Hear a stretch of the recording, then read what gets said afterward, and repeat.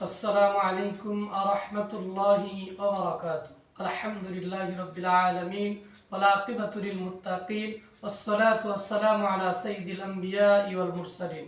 সম্মানিত দর্শক ও শ্রোতা মণ্ডলী, আমি ফজলুল হক হাতিমি জান্নাতের দিকে চ্যানেলের পক্ষ থেকে আপনাদের সকলকে জানাচ্ছি আন্তরিক অভিনন্দন ও মোবারকবাদ। আজ আপনাদের সামনে হাজির হয়েছি ঈদুল আজহার নামাজ নিয়ে।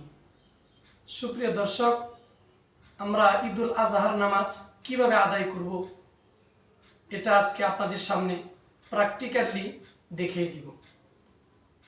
তো আমরা যখন ঈদুল আজহার নামাজ আদায় করার উদ্দেশ্যে নামাজের কাতারে দাঁড়িয়ে যাব, দাঁড়ানোর পর আমরা সর্বপ্রথম ঈদুল আজহার নামাজের নিয়ত করে নিব। নিয়তটা আমি মুখে উচ্চারণ করতে পারি, মুখে উচ্চারণ করা জরুরি নয়। আমি যদি মনে মনেও নিয়তটা করে নিই তাহলেই যথেষ্ট হয়ে যাবে। আমি সর্বপ্রথম নিয়ত করব যে আমি ঈদুল আজহার 2 রাকাত ওয়াজিব নামাজ অতিরিক্ত 6 তাকবীরের সহিত ইমামের পেছনে আদায় করছি। আল্লাহু আকবার বলে আমি নিয়ত করে নেব। যদি আমি ইমাম হই তাহলে আমি ইমাম হয়ে নামাজ পড়াচ্ছি এতটুকু বললেই যথেষ্ট হয়ে যাবে। তো আমি নিয়ত করার পর আমি সর্বপ্রথম সানা পড়ব। সানা সুবহানাকাল্লাহুম্মা ওয়া বিহামদিকা ওয়া তাবারাকা ইসমুকা ওয়া তাআলা জাদ্দুকা ওয়া লা ইলাহা গায়রুক। সানা পড়ে শেষ করেছি। এবার আমি সূরা কেরাত পড়ব। তো সূরা কেরাত পড়ার পূর্বে প্রথম রাকাতে আমি অতিরিক্ত 3টি তাকবীর দিব। অতিরিক্ত 3টি তাকবীর দেওয়ার সময় প্রত্যেকবার আমি উভয় হাতকে নিচের দিকে ছেড়ে দিব। অতিরিক্ত প্রথম তাকবীর দেওয়া হচ্ছে আল্লাহু আকবার। অতিরিক্ত দ্বিতীয় তাকবীর দেওয়া হচ্ছে আল্লাহু আকবার। অতিরিক্ত তৃতীয় তাকবীর দেওয়া হচ্ছে আল্লাহু আকবার।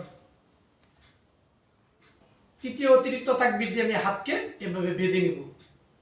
বেঁধে নেওয়ার পর আমি সূরা কেরাত যথারীতিভাবে শুরু করে দিব। সর্বপ্রথম সূরা ফাতিহা পড়ব, তথা আলহামদু শরীফ পড়ে আমি তার সাথে অন্য একটি সূরাকে মিলিয়ে পড়ব যে সমস্ত সূরা আমার মুখস্থ আছে, আমি যদি ইমাম হই। আর যদি মুসল্লি হই তাহলে ইমাম সাহেব সূরা ফাতিহা পড়ে অন্য একটি সূরা মিলিয়ে পড়বে, আমি মুসল্লি হিসাবে শুধু শুনবো। তো সূরা ফাতিহা পড়া হবে, এরপর সূরা ফাতিহার সাথে অন্য একটি সূরা মিলিয়ে পড়বো আমরা। এরপর সূরা কেরাত শেষ হওয়ার পর এভাবে রুকুতে চলে যাব। রুকুতে চলে গিয়ে আমরা রুকুর তাসবিহ আদায় করব। এরপর রুকু থেকে সোজা হয়ে দাঁড়িয়ে আবার সেজদায় চলে যাব। সেজদায় গিয়ে আমরা প্রথম রাকাতের জন্য 2টি সেজদা দেব। দেওয়ার পর আবার আমরা দ্বিতীয় রাকাতের উদ্দেশ্যে দাঁড়িয়ে যাব। তো দ্বিতীয় রাকাতে দাঁড়ানোর পর উঠে আমরা সর্বপ্রথম হাতকে এভাবে বেঁধে নিব। তো উঠে দাঁড়িয়ে আমরা হাতকে বেঁধে আমরা দ্বিতীয় রাকাতে অতিরিক্ত 3টি তাকবীর দেওয়ার পূর্বে আমরা আগে সূরা ফাতিহা পড়ে নিব। এরপর সূরা ফাতিহার সাথে অন্য একটি সূরা মিলিয়ে পড়ব। তো সূরা কেরাত শেষ হওয়ার পর এরপর আমরা রুকুতে যাব। তো দ্বিতীয় রাকাতে রুকুতে যাওয়ার পূর্বে, রুকুতে যাওয়ার আগে আমরা অতিরিক্ত 3টি তাকবীর আবার দিব। আর অতিরিক্ত 3টি তাকবীর দেওয়ার পর এরপরে আমরা রুকুর তাকবীর বলে রুকুতে চলে যাব। তো দ্বিতীয় রাকাতের জন্য দাঁড়িয়ে সূরা কেরাত শেষ করার পর আমরা অতিরিক্ত 3টি তাকবীর কিভাবে দিতে হবে আমরা এইভাবে তাকবীর দিব। অতিরিক্ত প্রথম তাকবীর দেওয়া হচ্ছে আল্লাহু আকবার। অতিরিক্ত দ্বিতীয় তাকবীর দেওয়া হচ্ছে আল্লাহু আকবার। অতিরিক্ত তৃতীয় তাকবীর দেওয়া হচ্ছে আল্লাহু আকবার। এখন আমি রুকুর তাকবীর বলে রুকুতে চলে যাব। আল্লাহু আকবার বলে আমি রুকুতে চলে যাব। তো রুকুতে যাওয়ার পর আমরা রুকুর তাসবিহগুলো আদায় করব। এরপর সোজা হয়ে দাঁড়িয়ে এরপর আবার সেজদায় চলে যাব।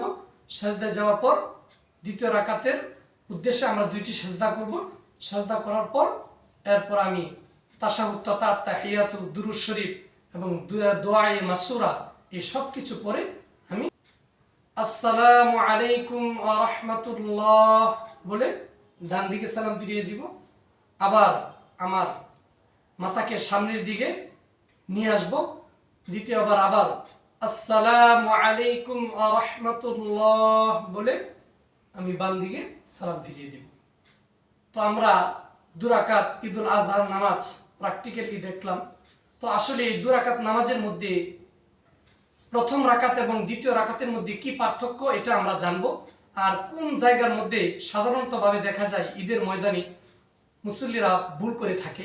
1 নম্বর বিষয় হচ্ছে যে ঈদুল আজহার 2 রাকাত নামাজের মধ্যে প্রথম রাকাতে আমরা নিয়ত করার পর সূরা কারাত পড়ার পূর্বে, সূরা কারাত পড়ার আগে আমরা অতিরিক্ত 3টি তাকবীর দিব এবং প্রত্যেকটা তাকবীর দেওয়ার সময় হাতকে ছেড়ে দিব।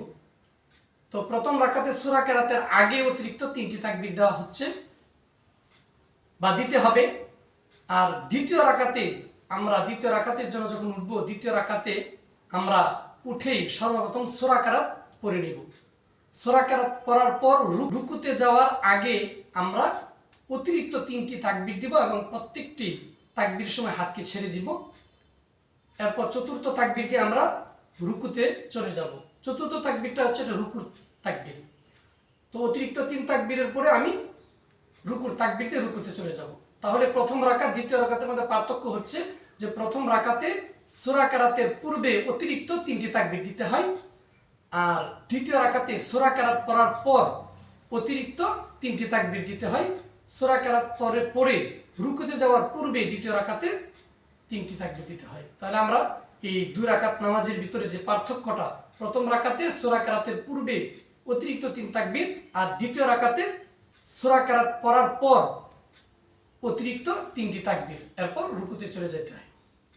তো দুইটার মধ্যে পার্থক্য। আর যে বিষয়টা দেখা যায় মানুষ নামাজের মধ্যে অনেক বেশি ভুল করে, যেহেতু নামাজটা সারা বছরে 2 বার করে থাকি আমরা, ঈদুল ফিতর আর ঈদুল আজহায়।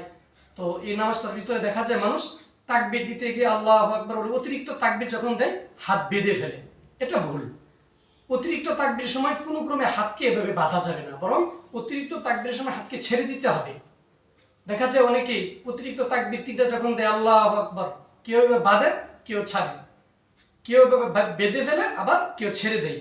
কিন্তু আসলে এভাবে অতিরিক্ত তাকবীরের সময় হাত বাঁধা ঠিক নয়। অতিরিক্ত তাকবীরের সময় আমরা কোনো ক্রমে হাতকে বাঁধবো না, বরং অতিরিক্ত তাকবীরের সময় আমরা হাতগুলিকে ছেড়ে দিব। অতিরিক্ত তাকবীর যখন আমরা দিব আল্লাহু আকবার বলে হাতকে ছেড়ে দিব, আল্লাহু আকবার বলে হাতকে ছেড়ে দিব। অতিরিক্ত তাকবীর শেষ হলে এরপরে আমরা হাতকে বেঁধে নিব। তাহলে আমরা এই 2টা বিষয় যদি খেয়াল করি, তাহলে আমি আশা করি যে ঈদুল আজহার নামাজে আমরা কখনো ভুল করব না এবং আমাদের ভুল হবে না। আল্লাহ তাআলা আমাদেরকে বুঝার এবং আমলের তৌফিক দান করুন।